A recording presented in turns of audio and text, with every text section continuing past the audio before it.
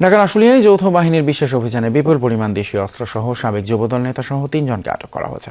অভিযানে ঢাকা জেলা যুবদলের সাবেক যুগ্ম সাধারণ সম্পাদক জাহাঙ্গীর আলম মণ্ডল এবং তার 2 সহযোগী স্বপন ও ফাইজুলকে আটক করা হয়। এ সময় তাদের কাছ থেকে বিপুল পরিমাণ দেশীয় অস্ত্র এবং ককটেল সদৃশ বিস্ফোরক সামগ্রী উদ্ধার করা হয়। পুকুরের শান্ত জলের নিচে লুকিয়ে ছিল অশান্তির অন্ধকার প্রস্তুতি। যেখানে মাছ থাকার কথা সেখানে মিলল অস্ত্রের স্তূপ। ফরিদপুরের কানানপুরে এক পুকুর যেন পরিণত হয়েছিল গোপন সহিংসতার গোদামে। আসসালামু আলাইকুম রহমতুল্লাহ। সুপ্রিয় দর্শক, যৌথ বাহিনীর অভিযানে গত কয়েকদিনে কয়েক ট্রাক অস্ত্র ধরা পড়েছে। এই অস্ত্রগুলো কাদের কাছ থেকে ধরা পড়তেছে? ছাত্রদল, যুবদল, স্বেচ্ছাসেবক দল এবং বিএনপির নেতাকর্মীদের বাড়ি থেকে। আজকে একটা ভিডিও দেখলাম যেটা পিনাকি ভট্টাচার্য ছেড়েছে। সে ভিডিওতে দেখলাম যে খাটের যে তোষক থাকে, যে গদি থাকে, সেই গদির ভিতরে অস্ত্র রেখে সেলাই করেছে। কোরিওটার ভিতরে অস্ত্র রেখেছে। এরপর চালের ভিতরে অস্ত্র রাখছে। চাল যেটা আমরা ভাত রান্না করে খাই, সেই চালের ভিতরে রাখছে। তারপর মোটা মোটা জ্যাকেটের ভিতরে অস্ত্র রাখছে, রেখে সেলাই করে দিছে। তো সেনাবাহিনীরা তার বাড়ি রেড করেছে এবং সেখান থেকে বিপুল পরিমাণ অস্ত্র, মানে অস্ত্রের গুডাউন বলা যায়, এত পরিমাণ অস্ত্র তারা মজুত করে রেখেছে। 12 তারিখে কিংবা তারপরে হয়তো কেন্দ্র দখল করার থেকে শুরু করা সহিংসতা যত যা করার জন্য এগুলো রেখেছে। তো দর্শক, পিনাকি ভট্টাচার্য ফেসবুকে একটা ভিডিও ছেড়ে একটা পোস্ট করেছে, সেটা স্ক্রিনশট আপনারা এই পাশে দেখেন, আমি একটু পড়ে শোনাচ্ছি। পিনাকি ভট্টাচার্য লিখেছে যে, সাভারে যৌথ বাহিনীর অভিযানে অস্ত্রসহ কেন্দ্রীয় স্বেচ্ছাসেবক দলের যুগ্ম সাধারণ সম্পাদক ও জাবি ছাত্র দলের সাবেক যুগ্ম আহ্বায়ক নাহিদ সহ 3 জন গ্রেপ্তার।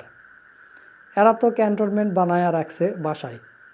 আর বাংলার লুথার কিং, মানে তারেক রহমানকে বাংলার লুথার কিং বলে তিনি সম্বোধন করেন। আমাদের গপ্প শুনায় বিএনপি ক্ষমতায় আসলে দেশ স্থিতিশীল হবে। আর বাংলার লুথার কিংয়ের চাকর বাকরেরা বলে আমরা দেশকে অস্থিতিশীল করে রাখছি। এদের আগামী 12 তারিখে ব্যালটের জবাব দিন। তো প্রিয় দর্শক, চলুন আমরা সেই ভিডিওটা একটু দেখে আসি।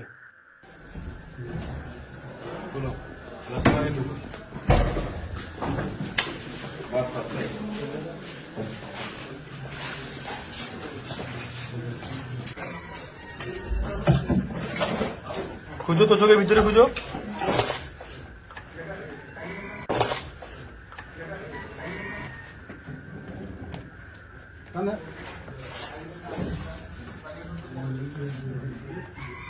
স্যার আইসো, দেখো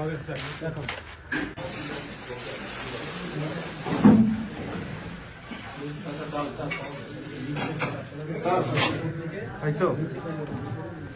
স্যার একটা কোথাও আছে, কোন ম্যাগাজিন আছে?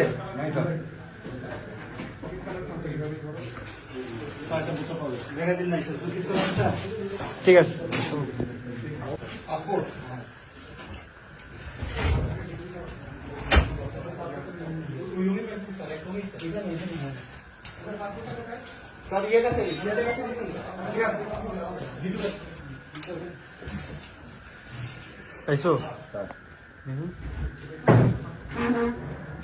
ম্যাগাজিনটা খুলো, কয়টা আছে করো।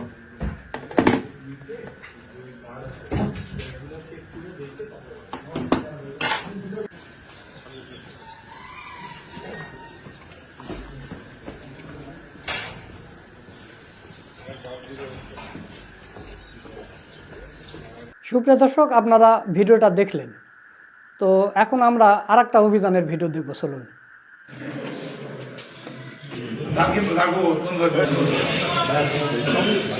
আরেকটু দাঁড় করেন। ছবি তুলেন কেন ভাই? ছবি তুলেন না, ছবি তুলেন না।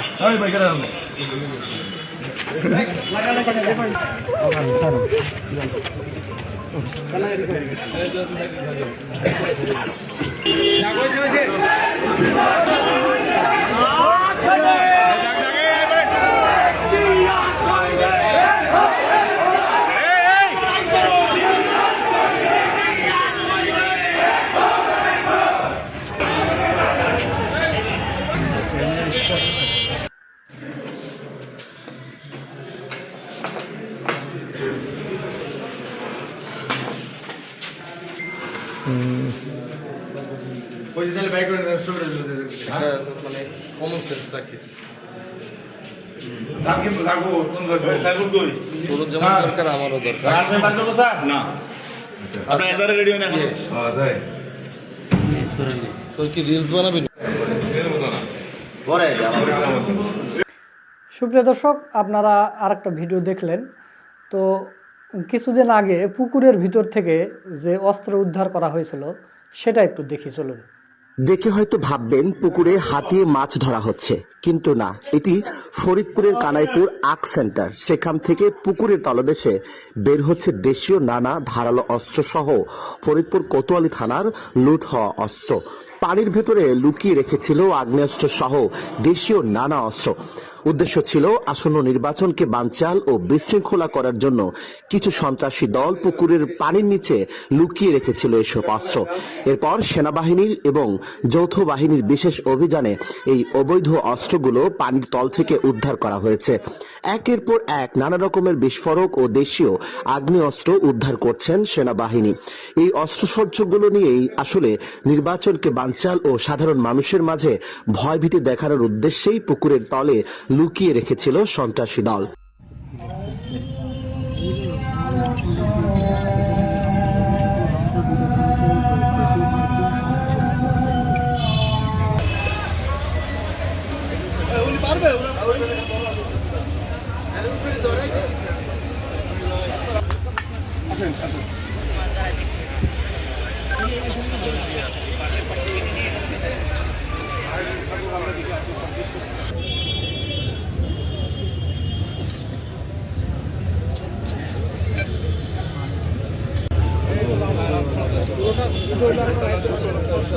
আমরা গোয়েন্দা তথ্যের ভিত্তিতে জানতে পারি যে কানাইপুর আক সেন্টারের সংলগ্ন যে পুকুরটি রয়েছে, এই পুকুরে কিছু পুলিশের লুট যাওয়া অস্ত্র বা কিছু অবৈধ অস্ত্র যেগুলো পুলিশ জব্দ করে রেখেছিল 5ই আগস্টের পর, যখন সেগুলো থানা থেকে লুট হয়ে যায়, সে ধরনের কিছু অস্ত্র বা সরঞ্জামাদি দুষ্কৃতিকারীরা তাদের নিজেদের ব্যবহারের জন্য বা আসন্ন নির্বাচনকে হুমকির মুখে ঠেলে দেওয়ার জন্য এই অস্ত্রগুলো এখানে তারা সংরক্ষণ করে রেখেছে গোপনভাবে।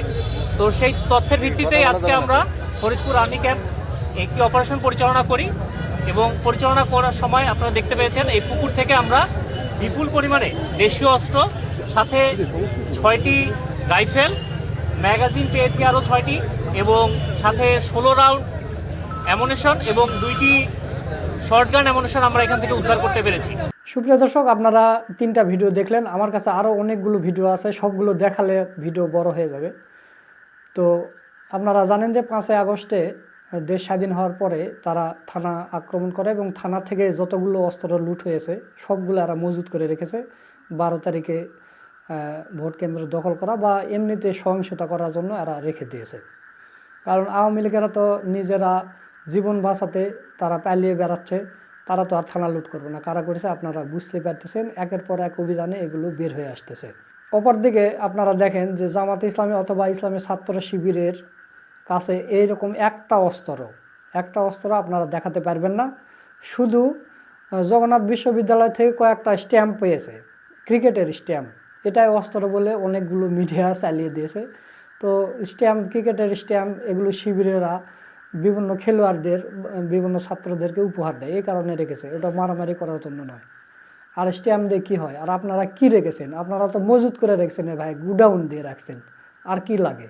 তো জামাত শিবিরের সাথে এরা হচ্ছে আদর্শিকভাবে লড়াই করতে না পেরে এরা অন্যান্য রাস্তা বেছে নিয়েছে, যেটা আপনারা 5ই আগস্টের পর থেকে দেখেছেন।